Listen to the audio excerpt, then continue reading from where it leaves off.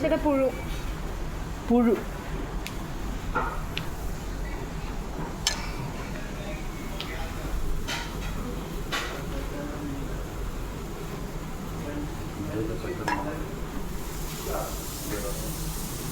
നമ്മൾ കഴിക്കാൻ വെച്ചിരുന്ന ഭക്ഷണത്തിലാണ് ഈ പുഴുവിനെ കണ്ടെത്തിയത് എന്നുള്ളതാണ്. നമ്മൾ കലോത്സവം റിപ്പോർട്ട് ചെയ്യുന്നതിനിടയിൽ നമ്മൾ ഈ ഹോട്ടലിലേക്ക് തന്നെ വരികയും അതിൽ നമ്മൾ നേർസാക്ഷികളാവുകയാണ് ചെയ്തത്. നമ്മൾ ഓർഡർ ചെയ്തിരുന്ന 2 ബിരിയാണിയിലെ സാലഡിലാണ് പുഴു കണ്ടെത്തിയത്. അതിൽ ഏറ്റവും പ്രധാനപ്പെട്ട നമ്മൾ ആദ്യ സ്പൂണിൽ ഇത് വിളമ്പിയപ്പോൾ തന്നെയാണ് ഇവിടെ നിന്നും ഈ പുഴുവിനെ കണ്ടെത്തിയത്. അത് ഉടനെ അതിൻ്റെ ഹോട്ടലിലെ ആളുകൾ വിളിച്ച് പറയുകയും ചെയ്തു. അതിനുശേഷം അവർ അത് മാറ്റി തരാമെന്ന് പറയുകയും ചെയ്തു. മാത്രമല്ല ബില്ല് ആവശ്യമില്ല എന്ന് പറയുകയും ഇത് ഒത്തുതീർപ്പാക്കണം, ഇത് ഒരു തരത്തിലും വാർത്തയായി പോകരുതെന്നാണ് ഇവർ ആവശ്യപ്പെട്ടത്. പക്ഷെ നമുക്ക് കാണാൻ കഴിയും, ദൃശ്യങ്ങൾ ഉള്ളതുപോലെ ഞെട്ടിപ്പിക്കുന്നതാണ്. ജീവനോടെ ഉള്ള ഒരു പുഴുവാണ്.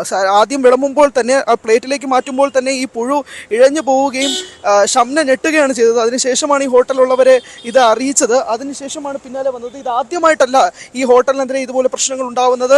സംസ്ഥാനത്ത് തന്നെ ആദ്യമായി ഷവർമ മരണം സംഭവിക്കുന്നത് ഇതേ വഴുതക്കാടുള്ള സാൽവഡൈൻ റെസ്റ്റോറൻറ്റിലാണ്. അതിന് പിന്നാലെയുള്ള കേസുകളും കാര്യങ്ങളൊക്കെ ഉണ്ടായിരുന്നു.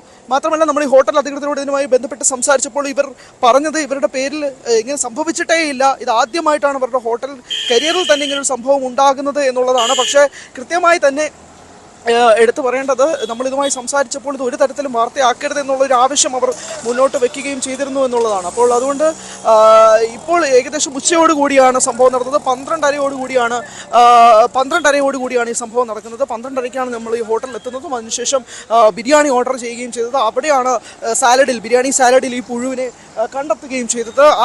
ഏറ്റവും പ്രധാനപ്പെട്ടത് ആ ദൃശ്യങ്ങളിൽ കാണുമ്പോൾ തന്നെ നമുക്ക് മനസ്സിലാവുന്ന അത്രയും ആ പുഴു ജീവനോടെ ഇഴഞ്ഞു പോകുന്ന ദൃശ്യങ്ങളാണ് കാണുന്നത്. അത് ചത്ത പുഴു, ചത്ത പല്ലി എന്നൊക്കെ നമ്മൾ കേട്ടിട്ടുണ്ട്. ഇത് ജീവനോടെ ആ പുഴുവിനെ ഈ സാലഡിൽ കാണുകയാണ് ഉണ്ടായിട്ടുള്ളത്. അപ്പോൾ അത്രയും ഭീകരമായിട്ടായിരുന്നു ഇതിൻ്റെ ദൃശ്യങ്ങൾ. അതിനുശേഷം ഇത് വാർത്ത കൊടുക്കരുത്, കാരണം നമ്മുടെ 3 പേരുടെയും കഴുത്തിൽ ഈ നമ്മുടെ ന്യൂസ് 18 ടാഗ് ഉണ്ടായിരുന്നു. അതിനുശേഷം നമ്മൾ മാധ്യമപ്രവർത്തകരാണെന്ന് അവർക്ക് മനസ്സിലായി.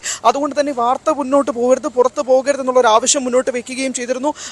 അത് ഒക്കെ മാറ്റിക്കൊണ്ടാണ് നമ്മൾ റിപ്പോർട്ട് ചെയ്യുന്നത്. അപ്പോൾ എന്തായാലും ഇത് ആദ്യമായിട്ടല്ല ഈ സംഭവം നടക്കുന്നതിന് മുന്നും അതിനുശേഷം ചില്ലി ചിക്കനിൽ മായം ചേർത്ത കേസിലും ഇവർക്കെതിരെ കേസ് ഉണ്ടായിരുന്നതാണ്. പ്രധാനമായും ഇവരുടെ കാസർഗോഡ് ആണ് ഇതിൻ്റെ ഉടമയുള്ളത്.